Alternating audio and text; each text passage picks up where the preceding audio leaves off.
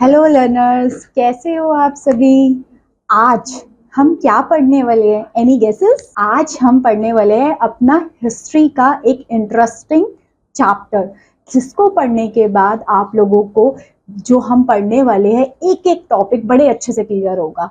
तो हमारा chapter number 8 and the name of the chapter is the expansion of British power in India. इसमें जो छोटा सा मैं आपको बता दूं, इसमें हम ये पढ़ने वाले, हम अभी मॉडर्न हिस्ट्री हमने शुरू की है, तो इसमें हम पढ़ने वाले किस तरीके से ब्रिटिशर्स हमारे इंडिया में धीरे धीरे करके अपना एक्सपेंशन करते गए ड्यू टू डिफरेंट बहुत सारी वॉर्स ब्रिटिशर्स ने किया इंडिया के साथ, जिसकी वजह से उनका एरिया धीरे धीरे इंक्रीज होता गया। और हमारे फ्रीडम फाइटर्स किस तरीके से उन्होंने स्ट्रगल रहा उनका, वो सारी की सारी चीजें हम इस वीडियो में, इस लेसन में समझेंगे। आई होप इस वीडियो के बाद आप लोगों को कोई भी डाउट रहने वाला नहीं है, इसकी गारंटी मेरी है। So can we start this chapter? Yes, so have a big smile on your face and we will start this chapter. So our chapter name is the expansion of British power. So till the early 17th century, the trade was carried by the individual merchants and the trader as well does not have a banking of respective countries. देखिए starting में क्या था कि जब तक India का root या फिर ब्रिटिशर्स नहीं आए थे, एक तरीके से ब्रिटिशर्स ही ऐसे थे जिसके बाद धीरे धीरे डिफरेंट पोर्चुगल्स आए, डच आए, उन्होंने एक्सपेंशन करना शुरू किया। जब तक धीरे धीरे लोगों को पता नहीं चला कि यहाँ पे क्या चीज़ें यहाँ पे ज़्यादा मिल रही है या कितना एडवांटेज है अगर यहाँ पे, तभी तो इतने सारे डिफरेंट फॉरेनर्स, ट्रेडर्स हमारे कंट्री में आए, कुछ तो उनको लगा होगा। तो उनमें से सबसे पहले है इंग्लिश ईस्ट इंडिया कंपनी। ठीक है, it was started by a group of merchants. ये बहुत ग्रुप ऑफ मर्चेंट ने शुरू किया, जिसने धीरे करके फिर इनको कॉपी करते हुए आगे आगे सारे ट्रेडर्स आए। First arrival of trading companies. देखिए कौन कौन सी ट्रेडिंग कंपनीज, कौन कौन सी ऐसी कंपनीज आई जो ट्रेड करना शुरू किया इंडिया में। आप यहाँ से देख सकते हैं, वर्ल्ड मैप में भी शो किया कि किस तरीके से डिफरेंट कंपनीज आई और उन्होंने ट्रेड करना शुरू किया। सबसे पहले देखिए आप, ये सारी जो कंपनीज आई थी वो पोर्चुगल, फ्रांस, डेनमार्क, इन सारे से, इवन ब्रिटिशर्स से, ये सारे कंट्रीज की कंपनीज ट्रेड करने के लिए हमारे इंडिया में आई। और these centres were called factories. वो अपने फैक्ट्री सेटअप करना शुरू किया, धीरे धीरे करके अपना एक्सपेंशन किया। आते ही एकदम उन्होंने अपनी फैक्ट्री सेटअप करना, ये सेटअप करना, ऐसे नहीं, धीरे धीरे करके किया। फिर ट्रेड राइवरी, ट्रेड, उनके बीच में भी कंपटीशन था कि हम अपना एक्सपेंशन ज़्यादा अच्छा करें, है ना, उनके बीच में भी था। जैसे अब डच आए, पोर्चुगल आए, फ्रांस आए, इनके बीच में बहुत सारी वॉर्स हुई ताकि वो अपना ज़्यादा एक्सपेंशन कर पाए एज कम्पेयर टू अदर। तो अब पढ़ते हैं the presence of numerous trading companies for buying goods such as. देखिए वो सारी कंपनीज क्या करती थी, उनका एक काम था। सबसे स्टार्टिंग में ना उन्होंने अपने सेटअप नहीं की इंडस्ट्रीज, उन्होंने क्या किया स्टार्टिंग में, अपने जो यहाँ इंडिया से जितने भी गुड्स सर्विसेज थे उनको लेके जाते थे, यहाँ से लेके गए सस्ते दामों में और अपनी कंट्रीज में जाके उनको महंगे दामों में बेचते थे, उनको प्रॉफिट अर्न करना था। स्टार्टिंग में उन्होंने एज सच एक फैक्ट्री को सेटअप नहीं किया, वो अपना प्रॉफिट पहले उन्होंने कमाया, फिर धीरे धीरे लोगों का इंटरेस्ट अपनी तरफ किया। ठीक है, फिर वो चीजें हुई। All of them wanted to buy these goods at low price। देखिए जो मैंने आपको बताया, लो प्राइस, इंडिया से कम प्राइजेस में, और फिर बाहर जाके उसको बेचना काफी अच्छे प्राइजेस पे।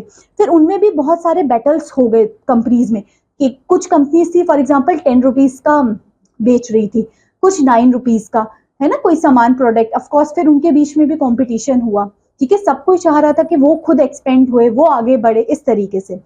इन course of time Portugal and Dutch and the Danes were भी इंस्टॉलेड। देखिए उन लोगों को ट्रेड करना, स्टार्टिंग में हमारे सबसे पहले ट्रेडिंग कंपनी में हम पढ़ते तो पोर्चुगल ही पढ़ते हैं। फिर पढ़ते हमारा जो फ्रांस की राइवलरी थी वो कैसी थी। The present of two traditional rivals are been clash of interest between the two. देखिए कोई भी, अगर ये कार्नेटिक वॉर भी हम पढ़े, इन दोनों के बीच में हुआ था, किस लिए हुआ था, इन दोनों की कॉम्पिटिशन की वजह से कि हम सेटअप करेंगे, इसकी वजह से।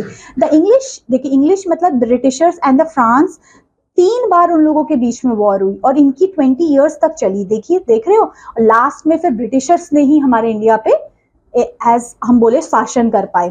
ठीक है, फिर हम पढ़ रहे थे the English East India company. The English East Indian company are a supreme naval power of Europe, एक यूरोप की बड़ी पावरफुल, क्योंकि वो ब्रिटिश और यूके उस साइड यूरोप की थी, तो एक यूरोप की सबसे पावरफुल कंपनीज के नेम्स में आती है हमारी the English East India company. ठीक है, आफ्टर डिफीटिंग, देखिए उन्होंने, उनके साथ भी बहुत सारे डिफीट्स हुए थे, उनकी बहुत सारे उन्होंने वॉर्स किए, तब जाके वो एक पावरफुल कंपनी के तौर पे आए। ठीक है, फिर the name of the company was east India company, उनका ईस्ट इंडिया कंपनी था। द एम्बेसडर जो उसके किंग जेम्स उनके एम्बेसडर थे, जिनको हम हॉकिंस भी बोलते हैं, उनका नेम जो था हॉकिंस था। तो अगर कोई बोले हॉकिंस कौन, जिन्होंने ईस्ट इंडिया कंपनी की स्टैब्लिशमेंट की थी। In 1600 the East India company acquire a charter from the ruler of England Queen Elizabeth one granting the sole right of trade. देखिए उनको क्वीन एलिजाबेथ से एक राइट मिल गया था अपनी ट्रेड करने का। ठीक है, एलिजाबेथ जो वहां की थी चांसलर, उन्होंने उनको दे दिया कि you can trade now in any of the countries, तब उन्होंने अपना ट्रेड करना शुरू किया। फिर with this charter the company could revenue across the ocean look around new lands. देखिए फिर जब जैसे उनको वो चार्टर में अलाउंसेस मिली, फिर उन्होंने अपना धीरे धीरे करके क्या करना शुरू किया, अपने नए नए रूट्स फॉलो करने शुरू किए, अलग अलग लैंड ढूंढना शुरू किया कि कहाँ वो अपनी सेटअप को एक्सपेंशन कर सकते हैं।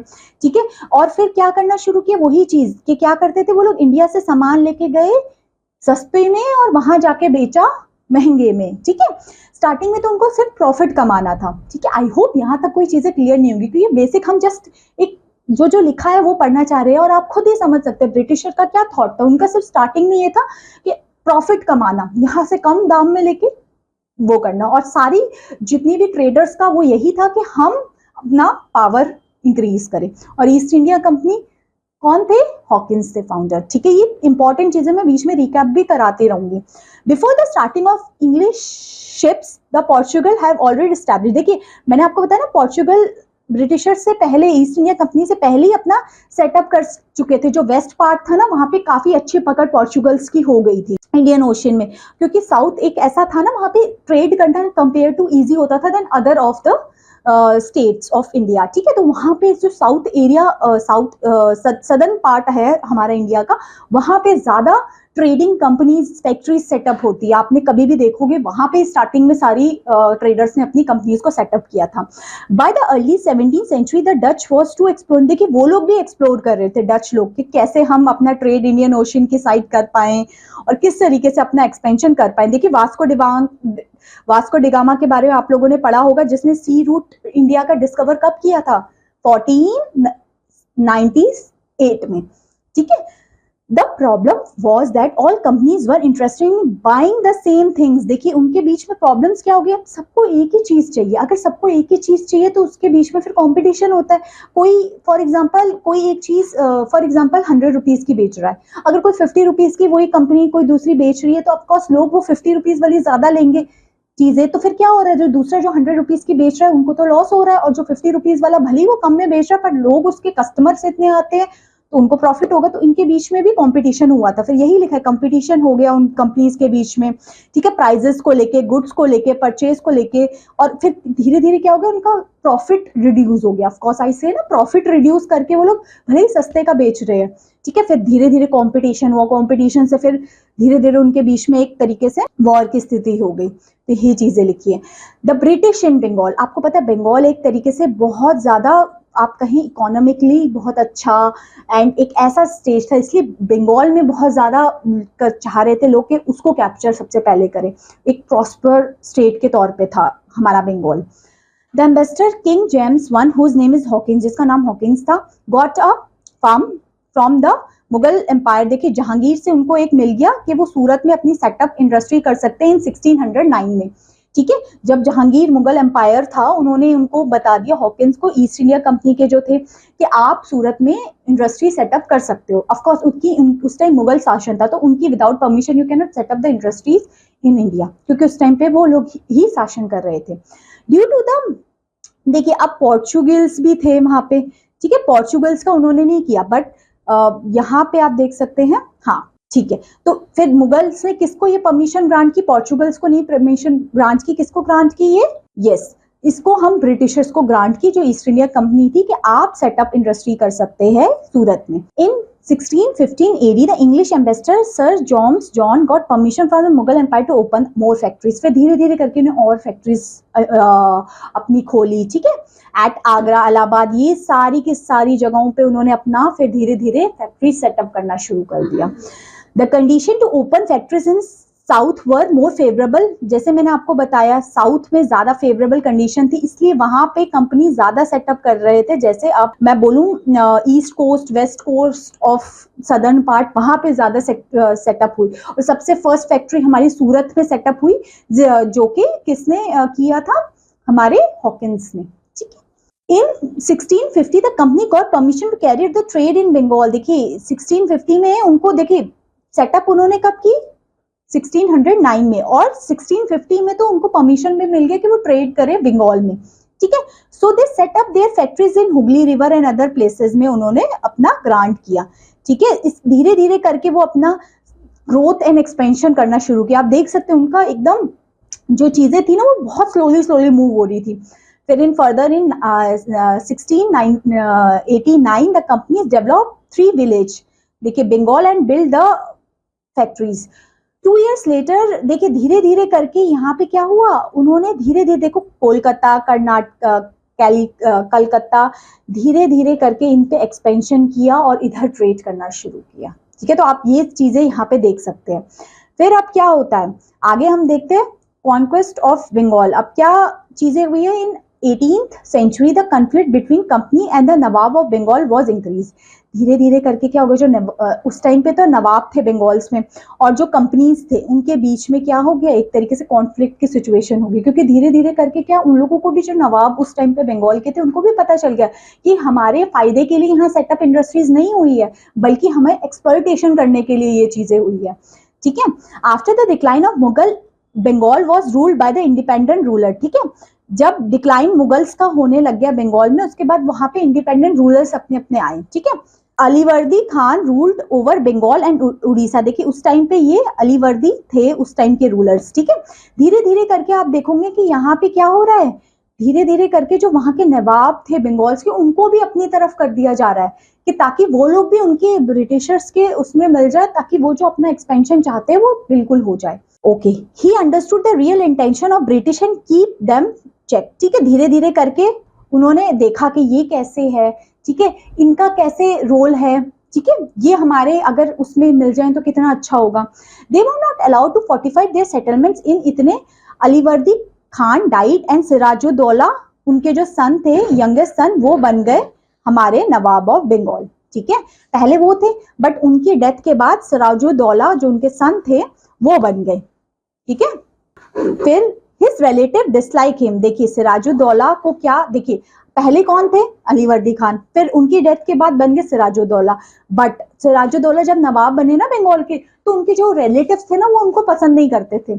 अब इसी का फायदा ब्रिटिशर्स ने उठाया, क्योंकि ब्रिटिशर्स तो ऐसे लोगों को पकड़ रहे थे जो उनके खिलाफ में हो, ताकि उनको भी अपने अंडर कर सके वो। तो उनके जो रिलेटिव्स है वो उनको पसंद नहीं करते थे, ठीक है। और वो लोग चाहते थे कि उनको ओवरथ्रो कर दे, मतलब सिराजुद्दौला ना बने नवाब बंगाल का, है ना। The Britishers try to exploit the situation and gain in instability। उसको पता लगे यहाँ instability है, तो मैं कहीं ना कहीं फायदा उठाऊं इस चीज का। As a son, Siraj-ud-Daulah became the frequent conflict with English। देखिए इनके साथ उनकी conflict भी बहुत हुई, और जब ब्रिटिशर को पता चल गया ये अकेला है, इसके कोई मतलब एज सपोर्टर्स नहीं है, तो उसका और फायदा ब्रिटिशर्स ने उठाया। इन 1770 द मुगल एम्पायर फारूका give the Britisher the right to have duty free external trade. देखिए वो लोग क्या कर रहे थे, अगर आप कहीं एक्सपोर्ट करते हो तो आपको you have to give some taxes, duty, है ना, इसको एक्सपोर्ट ड्यूटी ये बोलते हैं, वो लोग फ्री कर रहे थे उसको, ठीक है।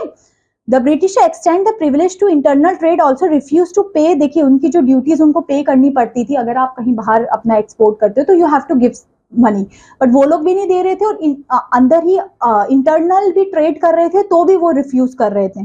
तो इसके चलते क्या होने लगे, आप खुद ही देख सकते हो फिर एक सिचुएशन कैसी बन जाएगी, जब वहां के नवाब वो सब चाहेंगे कि ये जो काम कर रहे हैं दिस इज नॉट गुड। इसी के बीच में जो उनके बीच में जो एक तरीके से बहुत टेंशन का माहौल था, इसको बोलते हैं ब्लैक होल स्ट्रेटेजी, ठीक है, जिसमें सिराजुद्दौला अटैक कर दिया थे इंग्लिश फैक्ट्रीज में, कैप्चर कोलकाता कर दिया था, ठीक है, ये सारी चीजें।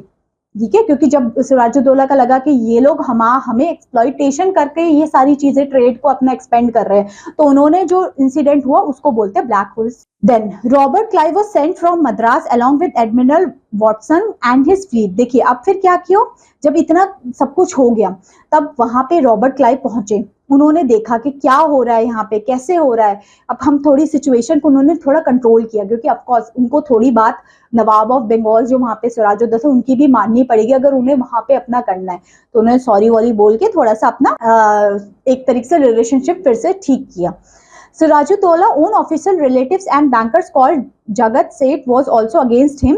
Mr. Jafar, commander-in-chief, was wanted to become the Nawab himself. देखिए अब क्या था, सिराजुद्दौला के बाद एक कमांडर इन चीफ था जिसका नाम था मीर जाफर, ठीक है। वो चाहता था कि कैसे ना कैसे करके इसकी डेथ हो जाए ताकि मैं बन जाऊं नवाब ऑफ बंगाल का, ठीक है। तो आप देख सकते हो क्या क्या सीक्वेंस फॉलो हो रहा है। एंड देखिए अब वो ना रॉबर्ट क्लाइव के साथ मिलना चाहा ताकि जो सिराजुद्दौला था उसको कैसे ना कैसे करके कंपनी डेथ हो जाए उसकी और मीर जाफर बन जाए, ठीक है। फिर अब हम पढ़ते हैं बैटर ऑफ प्लासी, जो कि इंपॉर्टेंट बैटर हमारी एक तरीके से रही है, जो 1757 में हुई थी। कब हुई थी, डेट्स इंपॉर्टेंट है। देखिए अब से इंपॉर्टेंट शुरू हो गया। अभी जस्ट हमने क्रिप्स और थोड़ी थोड़ी ऐसी चीजें देखी है कि कहाँ क्या सेटअप हुआ, कहाँ इंडस्ट्री सेटअप हुई, कौन किस समय पे था, कोई वॉर के बारे में। अब हम बढ़ते हैं battle of Plassey. The armies of Sirajuddaula and the Britisher meet in Plassey. कौन सी डेट है, ये date is very important, 23 June 1757 में। The Britisher force were led by, देखिए ब्रिटिशर की तरफ से रॉबर्ट क्लाइव था और सिराजुद्दौला, बंगाल ऑफ नवाब की तरफ से सिराजुद्दौला एंड रॉबर्ट क्लाइव, इनके बीच में कॉन्फ्लिक्ट हुआ, इनके बीच में लड़ाई का माहौल हुआ। और लास्ट में कौन जीतता है, ऑफ कोर्स द ब्रिटिशर्स जीतते हैं, वो यही तो चाहते थे। फिर सिराजुद्दौला की डेथ हो जाती है, उसके बाद कौन बनता है आप बता सकते हो, commander in chief Mir Jafar बनते हैं नवाब ऑफ बंगाल। और ब्रिटिशर को ऐसा ही नवाब चाहिए था जो उनके इशारों और उनके जैसा वो बोले वैसा करे। अगर कोई उनके विरोध करता था तो उनको नहीं चाहते थे कि वो नवाब बने, तो मीर जाफर उनमें से ब्रिटिशर्स की वो जैसा वो बोले वैसा करने में से था, तो मीर जाफर बनता है, ठीक है। वही सब हम अभी डिटेल्स में देखेंगे इस चीजों को। देखिए अब यहाँ पे आपको आइडिया हो जाएगा कि जो सिराजुद्दौला के पास ना आर्मी बहुत ज्यादा थी, ठीक है, एज कम्पेयर टू यूरोप जो ब्रिटिशर्स आए थे। तब भी क्या हो गया, हमारे two armies meet in Plassey Kolkata में, बट क्या हो गया, सिराजुद्दौला को डिफीट कर दिया ब्रिटिशर्स ने। आप यहाँ देख सकते हो, आपको यहीं से पता चल जाएगा कि वहां पे जो कितने, देखिए सबसे यूरोपियंस के पास सिर्फ 10 गन्स थी और जो सिराजुद्दौला के पास 50 गन्स थी। आप इससे कंपैरिजन करते हो कि वो काफी अच्छी पोजीशन पे था, तब भी सिराजुद्दौला को डिफीट होना पड़ा ब्रिटिशर्स के। He carried to capture death। देखिए फिर मीर जाफर बन गया नवाब ऑफ बंगाल, जैसा मैंने आपको बताया, उसकी तो डेथ हो गई। वो इतनी अच्छी पोजीशन में था कि वो आराम से हरा सकता था, ठीक है, सिराजुद्दौला, क्योंकि उसके पास सोल्जर भी बहुत अच्छे थे, गन्स भी बहुत सारी थी, सारी चीजें थी। बट ब्रिटिशर्स ने कुछ तो किया कि वो हार गए और उसके बाद मीर जाफर बन गए हमारे नवाब ऑफ बंगाल। क्लियर हो रहा है ना सारी चीजें। The battle of Plassey important landmark है हमारे इंडिया का, ये और बक्सर की बैटल दोनों ही इंपॉर्टेंट है, क्योंकि ये दोनों में ही बहुत कुछ ऐसा हुआ था। ये एक ऐसी फर्स्ट बैटल हम बोल सकते हैं कि जिसमें सिचुएशन पूरी चेंज हो गई, जिसमें ब्रिटिशर सबसे पहले एक तरीके से निखर के आए हैं, जिसमें ब्रिटिशर्स के लिए फायदेमंद लड़ाइयां रही है, क्योंकि इन दोनों में ही उनकी जीत हुई है और इन दोनों में ही वो अपना एक्सपेंशन कर पाए हैं। द ब्रिटिशर, देखिए ये मैंने आपको बताया ना, ये एक ऐसा टाइम था कि जिसमें बैटल के बाद सारी चीजें चेंज हो गई एक तरीके से। आप ये मानोगे कि ब्रिटिशर्स के लिए प्रॉफिट सिचुएशन होगी, क्योंकि अब वो एक पहचान में आ गए, उन्होंने इतने बड़े किंग, इतने वेल सेटल्ड किंग को हरा दिया, ठीक है। ये चीजें हुई थी उसमें। Now the revenue from India could finance company expenses, the revenue could use to purchase. देखिए अब उनके धीरे धीरे जिस तरीके से रेवेन्यू बढ़ता गया, वो धीरे धीरे अपनी ट्रूप्स, अपने फोर्ट्स बनाते गए, धीरे धीरे उन्होंने अपना ग्रोथ एंड डेवलपमेंट करना शुरू किया। अब बैटल ऑफ प्लासी के बारे में, बंगाल आफ्टर प्लासी। देखिए प्लासी के युद्ध के बाद बंगाल की क्या सिचुएशन है। प्लासी का युद्ध कब हुआ था, 23 जून 1757 में उनका हुआ था। This date is very important between Robert Clive and Sirajuddaula. Who defeated, Sirajuddaula defeated and Robert Clive win, and after that Mir Jafar become the Nawab of Bengal. This is the script summary of this. Main points discuss करेंगे because this chapter is very very lengthy, so you know the important points, ठीक है। जो ऐसे general reading की है we can discuss ऐसी के, इसमें ये चीजें है, ठीक है, बट जो मेन पॉइंट है उसको I can explain very thoroughly. Let's move on it. Bengal क्या हो गया प्लासी के बाद, बहुत सी चीजें चेंज होती। After the death of Plassey Sirajuddaula assassination British has made Mir Jafar Nawab, आपको पता लगे मीर जाफर नवाब पड़ गया, और मीर जाफर को कैपेबल किंग नहीं था, वो सिर्फ ऐसा किंग था जो ब्रिटिशर्स के इशारों पे चले, इसलिए तो ब्रिटिशर ने उसको बनाया, है ना। वो यही चाहते थे बस नाम के लिए नवाब के पोजीशन पे हो, बट हम उसको जैसा बोले वो वैसा करें, ठीक है, पपेट के थ्रू, पपेट की तरह वो काम करें, ठीक है जी, ये सारी चीजें। Okay. Mir Qasim was able governor of Bengal. He tried to free himself from the control of the company. He also last Nawab of Bengal Assassination Authority. ठीक है, ये इस तरीके की चीजें काफी हुई। फिर हम देखते हैं लास्ट में जो 1764 में बैटल हुई थी, बैटल ऑफ बक्सर, कौन से ईयर में, that is also very very important. देखो मीर क्वासिम कौन था, यहाँ पे लिखा है, देखिए, the Nawab was मियर puppet in the hands of east India company, जो मैंने आपको बताया पपेट के थ्रू, जैसे जो मीर जाफर था वो पपेट के थ्रू काम करता था, पपेट की तरह काम करता था, ब्रिटिशर जैसा बोलते वैसा करता। He was dispose and Mir Qasim his son in law, जो इनके सन इन लॉ था Mir Qasim, his son in law made the nawab of Bengal, उसका मीर कासिम बना था, ठीक है, आफ्टर मीर जाफर के बाद, ठीक है, ये लिखा हुआ है। Battle of Buxar, the combined forces Mir Qasim, अब कासिम बनाए, सिराजुद्दौला एंड एम्पायर शाहन was march against the Britisher. देखिए अब ये तीनों एक साथ आ गए, मीर कासिम, सिराजुद्दौला एंड एम्पायर, और ब्रिटिशर के थ्रू, ब्रिटिशर के अगेंस्ट आ गए ये लोग। The Britisher force under the major मुर्मर कम इनटू फोर्स। अब इसमें भी क्या होता है कि हमारा जो मीर कासिम तो वो तो वहां से चले गया, जब उसको पता लगा ना कि ये ब्रिटिशर्स काफी हम बड़ी बुरी तरीके से हारने वाले, बैडली बहुत बुरी तरीके से हमारी हार होने वाली है, तो धीरे धीरे करके मीर कासिम अपना अलग निकल गया, उसने सरेंडर कर दिया अपना, और धीरे धीरे करके बैटल ऑफ बक्सर में भी कौन जीता, हमारी वीकनेस ऑफ इंडियन आर्मी की एक्सपोज हुई उसमें, और यहाँ पे भी ईस्ट इंडिया कंपनी की ही विन हुई। तो this battle of Buxar and battle of Plassey is a life changer war, ठीक है। अब यहाँ पे क्या होता है, बंगाल का बक्सर के बाद क्या होता है, बंगाल आफ्टर बक्सर, जब बक्सर के युद्ध के बाद बंगाल की क्या सिचुएशन रही थी। After the battle of Buxar the Britisher became the real master of Bengal and had become more powerful. तो देख धीरे धीरे, मैंने बताया ना, ये ऐसी दो बैटल थी जिसके बाद मोर पावरफुल एंड इनकम उसके पास बहुत ज्यादा आ गई, रिस्पॉन्सिबिलिटी बहुत ज्यादा आ गई, ठीक है, इस तरीके से हुआ। फिर उसके बाद the dual government system Bengal in, इतने देखिए डुअल गवर्नमेंट एंड हो गई इतने में, ठीक है। He brought under the direct control of the new governor general Warren Hasting के अंडर में आ गई, ठीक है। देखो इसमें ना क्रिप्स में लिखा हुआ है, ये चीजें इंपॉर्टेंट है, ये आपको इंपॉर्टेंट देखनी है, ठीक है। इसमें क्या लिखा हुआ है, result after the battle of Buxar and Plassey, दोनों लड़ाई के बाद क्या क्या मेन पॉइंट्स निकल के आए, क्या क्या चीजें हुई, क्या क्या चीजें चेंज हुई, वो यहाँ पे लिखा। Both the Plassey and battle Buxar were won by the English, Britishers ने जीता, we know all these things. Mir Jafar remain a nawab only his name, देखिए मीर जाफर को नाम के लिए सिर्फ नवाब बनाया, काम वो पता है कैसे कर रहा था, ठीक है। देखिए, और वो इतने रुपीज उनसे ले रहे थे नवाब से, तो आप देख सकते हैं कि किस तरह के Mir Jafar conspiracy against me Sirajuddaula proven disheartening the country, ठीक है। इस तरीके से देखिए दीवानी राइट्स भी उसको मिल गए, दीवानी राइट्स मतलब जो पूरा रेवेन्यू का कलेक्शन था वो भी उनको मिल गया ब्रिटिशर्स को, ठीक है, ये सारी चीजें थी। और the company often obtain 50 lakh rupees from the nawab of Awadh and return assurance to safety against out. देखिए ब्रिटिशर बड़े चालू थे, उनको पैसे चाहिए थे, उन्होंने 50 लाख रुपीज ले लिए, इससे अवध के जो नवाब से उनसे, और उनको सिर्फ ये दिया कि हम आपको सिर्फ सिक्योरिटी प्रोवाइड करेंगे, है ना। तो वो इस तरीके से बिजनेस कर रहे थे, पैसे ले रहे थे और अपनी कुछ आर्मीज को वहां सेटअप कर दिया। उस टाइम खौफ का माहौल था, सब कोई डरे उस सिचुएशन में कि हमारा कहीं ऐसे कोई एक्सटर्नल वॉर ना हो जाए, तो उनको से सिक्योरिटी प्रोवाइड की उनके, और अगेंस्ट में वो लोग पैसे ले रहे थे। दिस इज द थिंग, है ना। देखिए no company acquire more powerful and authority, so each company servant begins to have vision of likes Nawab. देखिए उसके बाद में ना कोई भी इतनी खिल के या वैसे करके कोई नहीं आई कंपनीज, ठीक है। अब देखिए growth of britisher influence, growth क्या क्या हुई ब्रिटिशर के इन्फ्लुएंस में। देखिए धीरे धीरे क्या हुआ था, ये दोनों इस टाइम पे the company used to variety of political, economic and diplomatic method to extend their influence. धीरे धीरे करके उन्होंने पॉलिटिकल भी, इकोनॉमिकली भी, धीरे धीरे करके हर फील्ड से वो लोग अपना कोशिश कर रहे थे ग्रो करने की एक तरीके से। Sometime the company force to state the subsidiary alliance, देखिए सब्सिडियरी अलायंस क्या होती है, एनी गेसेस, वो हम आगे भी देखेंगे तभी हम डिस्कस करेंगे क्योंकि टॉपिक वाइज चलेंगे नहीं तो यहीं पे एक्सप्लेन हो जाएगा फिर। According to the term of alliance Indian rulers were not rule to have their independence, देखिए उस टाइम पे इंडियन रूलर्स की एक तरह से कोई भी इंडिपेंडेंस नहीं थी, ठीक है, कोई भी इंडिपेंडेंस नहीं थी, वो सिर्फ ब्रिटिशर के नक्शो कदम पे चल रहे थे। तो ब्रिटिशर्स का ग्रोथ काफी हुआ इस वॉर्स के बाद। फिर अब धीरे धीरे करके मैसूर की साइड उन्होंने वॉर करना शुरू किया, पहले प्लासी बक्सर बंगाल तक हुआ, मैसूर में अब कैसे घुसे वो लोग, ठीक है।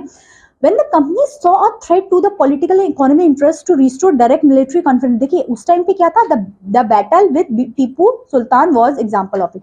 देखिए उस टाइम ना उनको लगा ठीक है यहाँ तो हमने कैप्चर कर लिया, हम दोनों में हमारे बक्सर प्लासी में काफी अच्छा डोमिनेंस हो गया, अब उनको ना सदर्न पार्ट ऑफ इंडिया से थोड़ा सा डर हो गया, उसमें टीपू सुल्तान था मैसूर का, उनसे हो गया कि अब इनसे लड़ना है, अब हमें इधर भी कैप्चर करना है, इधर तो कर लिया अपना, अब नेक्स्ट हम इधर भी कैप्चर करना चाहेंगे। अब देखिए धीरे धीरे क्या होता है। In 1760 Hyder Ali became the king of Mysore, Hyder Ali उस टाइम पे किंग बने थे मैसूर के, ये इंपॉर्टेंट चीजें पूछ सकते हैं।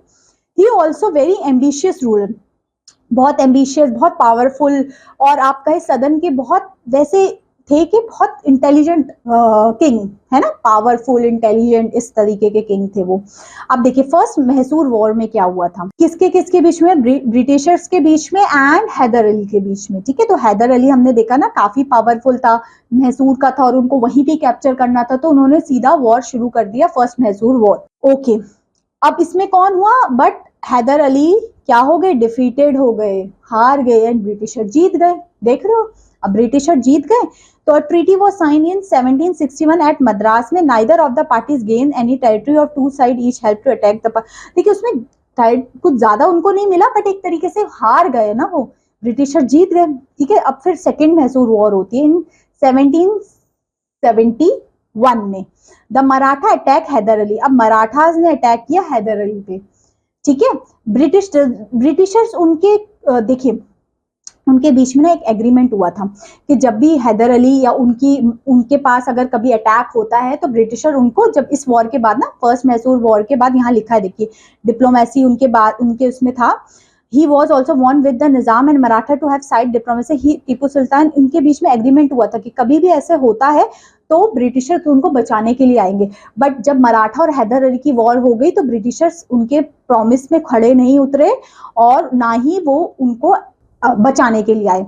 तो इससे वो हैदर अली बड़ा अपसेट हो गया कि हमारी तो ट्रीटी हुई थी इस तरीके से, तो इसमें भी क्या होता है, उसकी हैदर अली की हार होती है। फिर थर्ड मैसूर वॉर में क्या होता है, और इसके बाद में जो हैदर अली था उनकी डेथ भी हो जाती है। फिर आते हैं टीपू सुल्तान, टीपू जो सुल्तान थे वो काफी ब्रेव थे अपने फादर की तरह, उनका सन था हैदर अली का सन टीपू सुल्तान था, तो वो तो सेकेंड बैटल ऑफ पानीपत में उनका डेथ हो जाती है। बट जो उनके डॉटर सन थे टीपू सुल्तान, वो भी काफी अच्छे किंग के रूप में, पावरफुल किंग के उसमें हुए थे। बट इसमें भी क्या होता है कि हैदर अली टीपू सुल्तान हार जाते हैं, ब्रिटिशर जीत जाते हैं, ठीक है। अब देखिए यहाँ 2 पॉइंट्स लिखे गए, इस वॉर के बाद क्या होता है, टीपू सरेंडर कर देता है अपना हाफ ऑफ द टेरिटरी, ठीक है, और एक तरीके से फाइन भी देना पड़ता है टीपू सुल्तान को कि आप वो हार गया है इस तरीके से, ठीक है। तो ब्रिटिशर्स देखो धीरे धीरे, भले 1-2 वॉर में वो पार्ट भी नहीं लिया बट उनको कहीं ना कहीं उसका भी एडवांटेज हुआ, ये चीजें थी। फिर हम देखते हैं आप fourth Mysore war, fourth Mysore war में क्या होता है, देख रहे हो 1 2 3 4 है ना। Tipu did not give up at hope, देखिए उस टाइम तो वो हार गए, थर्ड में, फर्स्ट सेकंड में तो हैदर अली थे, थर्ड में हमारे टीपू सुल्तान आए, वो हार गए, बट उन्होंने अपना होप कभी भी नहीं खोया, उनको लगा कि कुछ ना कुछ वो कर सकते हैं। अब उनकी अपनी आर्मी भी उन्होंने अच्छी खासी, फ्रांस को भी अपने साइड कर लिया, अब उनको था कैसे ना कैसे करके हम जीत जाए, ठीक है, ठीक है। बट यहाँ पे लिखा हुआ देखो क्या होता है, the britisher occupied large of the state of Mysore, तब भी वो क्या होते हैं, टीपू सुल्तान नहीं जीत पाते, ठीक है, टीपू सुल्तान हार जाते हैं। ओके, देन फिर आती है हमारी कुछ देखिए इस तरीके से, like Hyderabad the kingdom Mysore accepted subsidiary alliance, Tipu Sultan भी उसी में से थे, ठीक है। अब आते हैं हमने मैसूर के बारे में पढ़ लिया, अब मराठास भी एक बहुत पावरफुल थे, अब देख रहे हो धीरे धीरे कैसे पहले बंगाल, फिर मैसूर, फिर Marathas, they know how to capture and how to एक तरीके से अपने लोगों को अपनी तरफ करना, है ना। जितना ज्यादा उनकी वो होगी उतना ज्यादा वो उनके जीतने के चांसेस होंगे। हम पढ़ते हैं सबसे पहले फर्स्ट मराठा वॉर, जो कि ईयर इज वेरी इंपॉर्टेंट, 1775 से लेके 82 तक था। Was found between Marathas and English के बीच में हुई थी, इतने में हुए थे। जिसमें कौन जीता? In this war the britisher could not gain, अच्छी खासी विक्ट्री नहीं मिली, ना ही मराठा को मिली, ठीक है। Ultimately he came to the end of the treaty of, देखिए एक सल्बाइन ट्रीटी हुई, क्योंकि दोनों के बीच में ऐसा कुछ सच हार जीत नहीं हुई थी, उन्होंने ट्रीटी साइन की, ठीक है, सल्बेन की ट्रीटी। अब इसमें क्या होता था, इंग्लिश रिकॉग्नाइज महादेवो एज द पेशावर, देखिए इंग्लिश ने उस टाइम पे माधव राव को अपना पेशावर चूज किया, ओके। और उनको पेंशन भी कितनी मिली? 3 लाख रुपीज पेंशन मिली। तो ये सारी चीजें उसमें हुई थी फर्स्ट मराठा वॉर में, नाइदर हार neither Jeet, not lose not win. Second आपके जो मराठा, देखिए आप इसमें देखिए सेकेंड है, फिर थर्ड है, ठीक है। ये चीजों के बारे में इसमें लिखा हुआ है, फिर इसमें लिखा है धीरे धीरे करके इसमें सारी चीजों को रिकैप किया हुआ है। यही इंपॉर्टेंट है आपकी मैसूर और मराठा की वॉर। जो सेकेंड वॉर थी उसमें क्या था, उस टाइम पे गवर्नर जनरल हमारे थे वेल्सी, ठीक है। This war found between the front of reserve British and Orissa, देखिए इसके बीच में क्या हुआ था, इसमें भी क्या हुआ, this war give up a severe blow to the power of prestigious Maratha, the Maratha chief still remain entangle and conflict जेरिस्टिड the British resident affairs. And इसमें भी क्या हुआ, धीरे धीरे करके उन्होंने काफी टेरिटरी अपनी कर ली, जैसे उड़ीसा की कुछ पार्ट ले लिया, ठीक है, यमुना रिवर का, आगरा का, दिल्ली का, ये काफी पोर्शन उन्होंने अपना ले लिया। फिर हम पढ़ते हैं थर्ड मराठा वॉर, जो कि हुई थी कौन से ईयर में, 1817 में से लेके 1819 तक हुई थी, ठीक है। ये वॉर कब शुरू हुई थी? 1805 में। तो स्टूडेंट्स हम देख रहे थे थर्ड मराठा वॉर के बारे में, जो कितना है 1817 से लेके 1890 तक हुई थी, ठीक है। The Hawkins chief Rawat Rao has been not surrender British, Lord Wellesley asked him to accept subsidiary alliance, देखिए सब्सिडियरी अलायंस उन्होंने एक्सेप्ट करने के लिए बोली, क्या होती है हम आगे देखते हैं, ठीक है। जिसमें क्या हुआ, the last Maratha war was found during the period of, ये इसके टाइम पे मराठा वॉर हुई थी। देखिए इसके कॉजेस क्या हुए थे, ये इंपॉर्टेंट है। सबसे पहले क्या था, the Maratha chief was selfish, सबसे पहले मराठा चीफ बहुत सेल्फिश थे, and did not trust anyone, so the Britisher easily to defeat them. ये तीनों वॉर में ब्रिटिशर्स ही जीते, चाहे first second and third war हो, ठीक है। इसके ईयर इंपॉर्टेंट है दैट, और कब हुई इट इज वेरी इंपॉर्टेंट, और इसमें कौन जीता इट इज इंपॉर्टेंट। इसमें जो ज्यादा एक्सप्लेनेशन है it is not so much important, आपको बस इतना पता होना चाहिए अभी। By 1800 capable Maratha leaders like सचिनंदा एंड नाना पांडव हैज डाइड, देखिए उनके जो इंपॉर्टेंट लीडर्स थे ना वो उस टाइम पे डाई हो गए थे, तो इसके इंपॉर्टेंट चीजें थे। और उस टाइम मराठा की आर्मी ना काफी अच्छी और काफी अच्छी पोजीशन में थी, तब भी ब्रिटिशर्स ने उनको हरा दिया। तो ये तीनों वॉर्स में हमने जस्ट ये देखा कि किस तरीके से हमारा ब्रिटिशर्स ने अपना एक्सपेंशन किया और अपनी टेरिटरी बढ़ाई। So in this video we will discuss this. Thanks for watching.